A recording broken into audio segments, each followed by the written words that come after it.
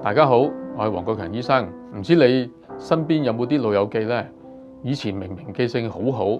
但係而家呢，同一樣嘢都可能要重複咁樣問幾次。大多數人呢，開頭都會諗佢會唔會只係老咗啫，普通冇記性啫。但係咧，你慢慢可能會發現，佢哋唔止唔記得最近發生嘅嘢，連出街買餸都會蕩失路，甚至咧連屋企人咧都開始唔認得。呢啲咧其實唔止係冇記性咁簡單啊，而係有可能係患上認知障礙症啦，亦即係大家成日所講嘅腦退化症。好多人一聽到腦退化咧就會話啦，反正都醫唔好㗎啦，睇嚟都冇乜用啦。咁但係咧情況其實唔係咁樣㗎。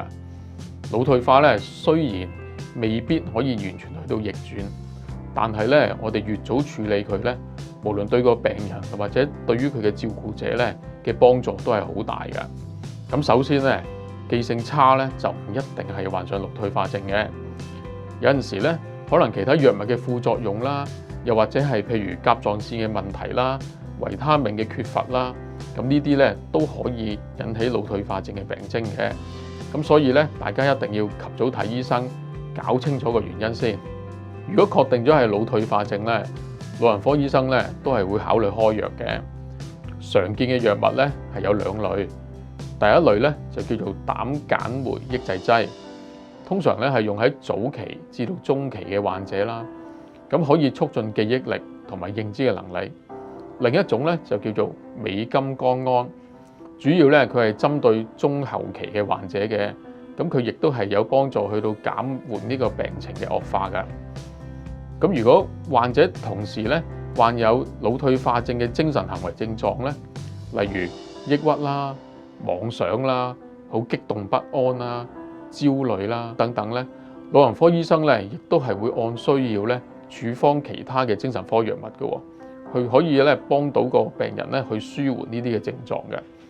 咁除咗藥物之外咧，仲可以透過認知訓練啦、健腦運動啦，去到幫到病人拖慢個病情嘅。如果係診斷咗輕度嘅認知障礙，又或者係輕度嘅腦退化症咧，按個別嘅情況係可以考慮使用一啲新嘅治療方案嚟到清除腦裡面嘅類澱粉蛋白，